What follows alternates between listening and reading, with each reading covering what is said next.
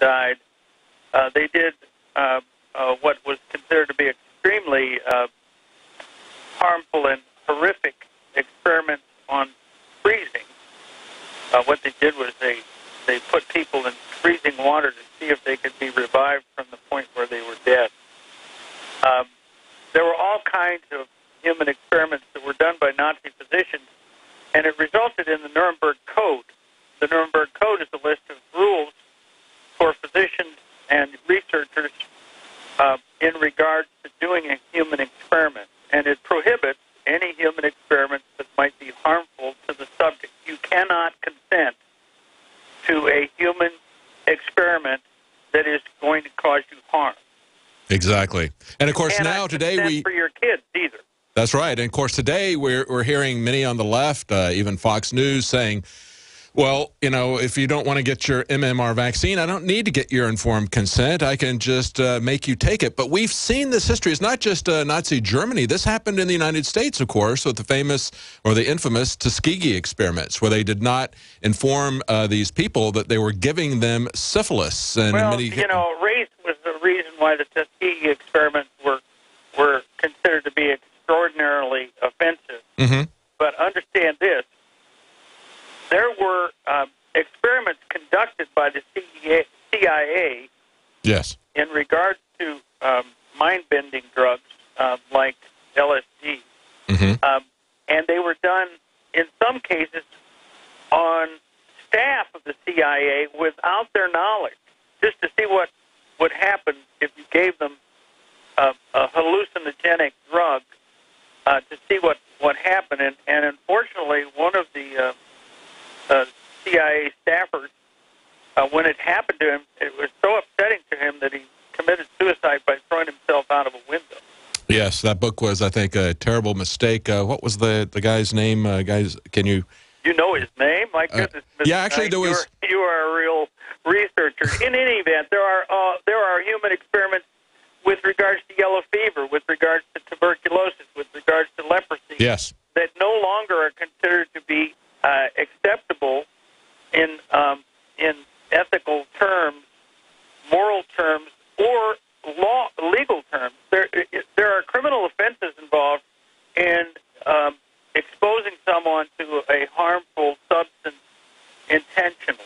Yes, absolutely. Either by a criminal intent, or in this case, research that might be done on human subjects. Now. And that, hang on, we got to go to a commercial break. Just to let people know before we go to the commercial break, that is a terrible mistake. It was a story of Frank Olson, who was working with the biological chemical experiments. They had brought over many war criminals from Nazi Germany, from Japan, to head up that biological chemical research, and as part of Operation Paperclip. But of course, there's numerous examples, as Dr. Dunn has pointed out.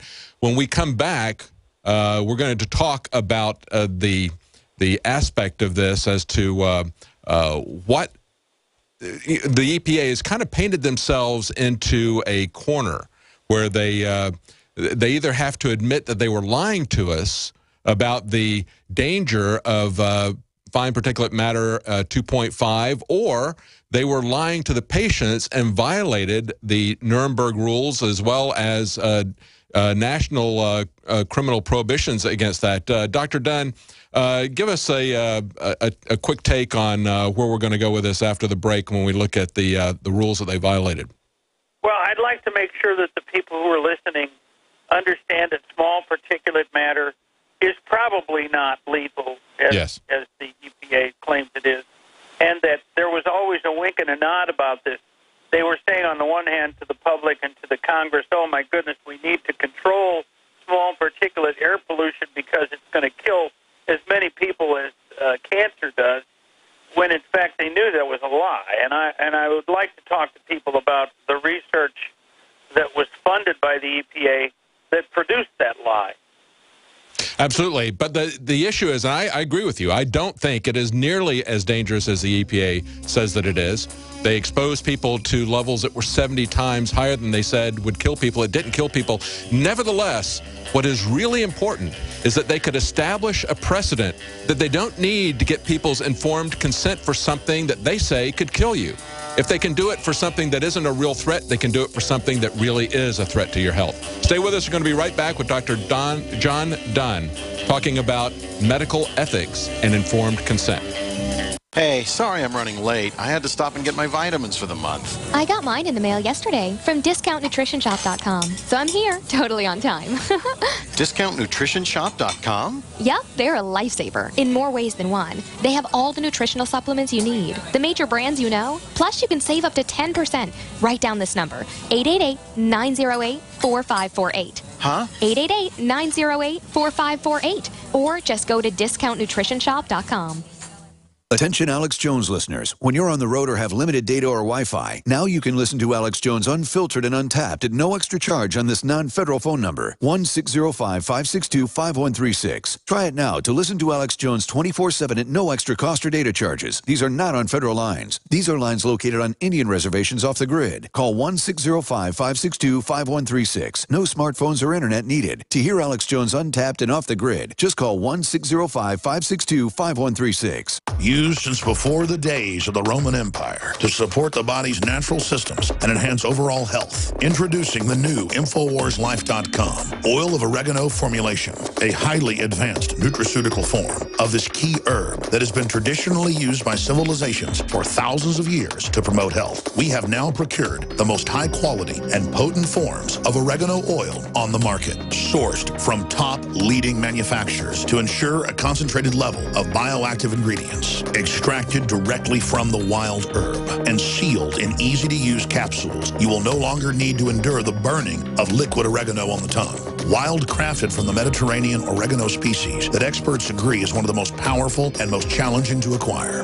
This winter season, it's more important than ever to secure this true form of oil of oregano. Now available in our limited first run at InfoWarsLife.com. That's InfoWarsLife.com or call 888-253-3139. Time and time again. You need to come here and help us. We need assistance, please. Those we should be able to depend on let us down. Federal and state and local officials saying help is on the way. Well, the folks here in Belle Harbor say, show me. Don't depend on the government to save you. Take action now so that you're prepared for the next disaster with MyPatriotSupply.com. Get the best prices on storable food, non-GMO seeds, water filtration devices, home canning equipment, survival and self-reliance books, and more at MyPatriotSupply.com. Call 866-229-0927. We are hurting down here, and we need help immediately. Before it's time to survive, it's time to prepare. MyPatriotSupply.com. MyPatriotSupply.com. Hear that? That's the sound of a house being trashed while a gang of thieves ransack the place. And what they don't steal will be destroyed. This year, resolve not to be the next victim of a break-in. Go to faketv.com and discover a device that creates the illusion someone inside is watching TV, even when you're miles away. Security is a mindset, and Fake TV should be part of your security solution. Be vigilant, but not fearful. faketv.com. It's happening again. The feds are trying to ban your freedom to own body armor. In January, a newly introduced bill, H.R. 378, will take away your right to buy Level 3 and higher body armor. Katie Armor offers the most affordable Level 3 body armor packages on the market today. Protect yourself. Buy your body armor now before it's too late. Go to katiearmor.com. That's CATI armor.com. Come and take it.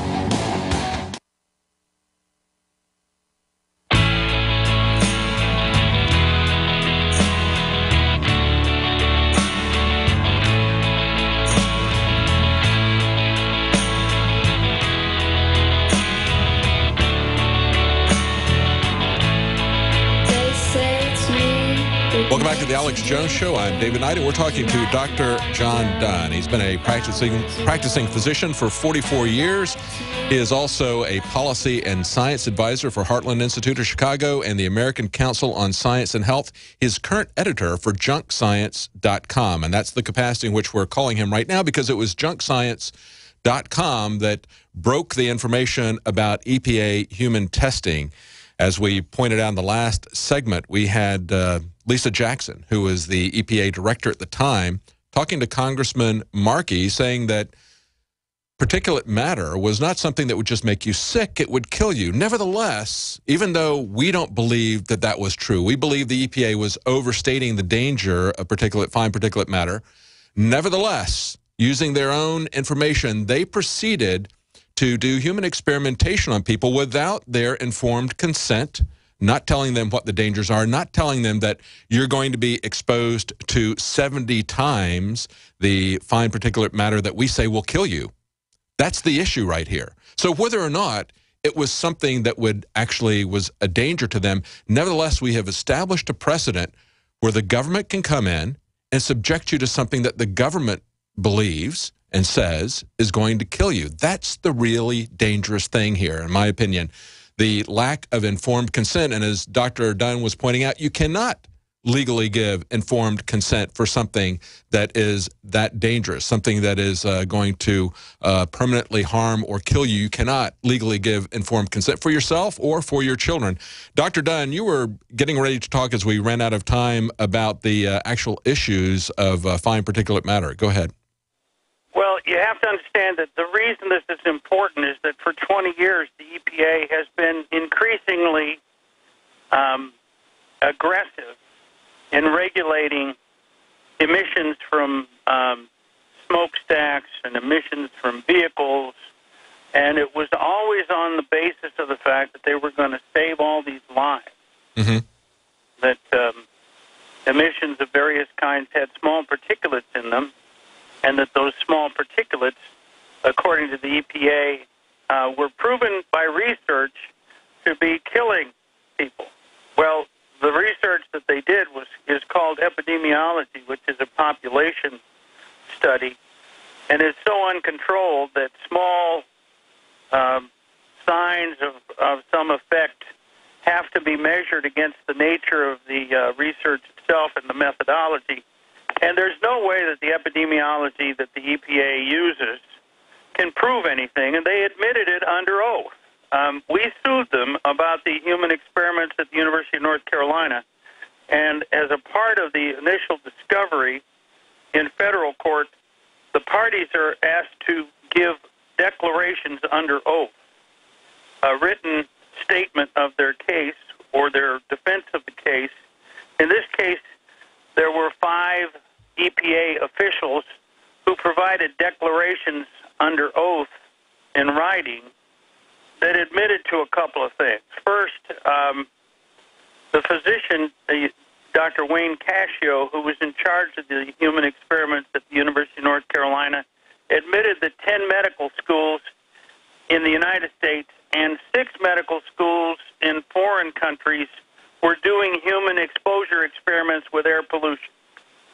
The second admission that I thought was important was Dr. Martin Case, who was the administrator of the University of North Carolina program, and he said that they did not tell people that they could die from their exposure to small particle air pollution in the experiment.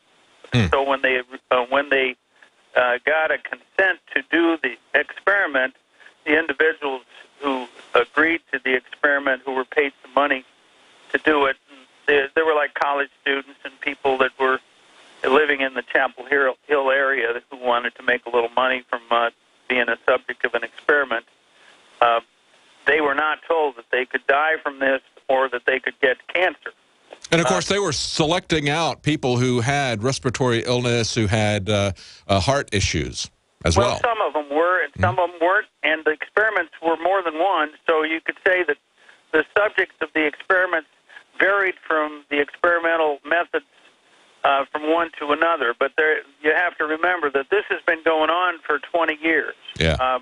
The experiments on children that we discovered from the Freedom of Information request were actually done in the early 2000s, and they were terminated about 2007 in Southern California. But hang on, Dr. Dunn. We've got to take another commercial break, and we're going to be right back. We've got a long segment. We'll also take your calls if you have any questions about this particular experiment. It's amazing to me that they're essentially hooking people up to the tailpipe of a diesel engine and observing them. This is what the EPA is doing to people in North Carolina. We'll be back with Dr. John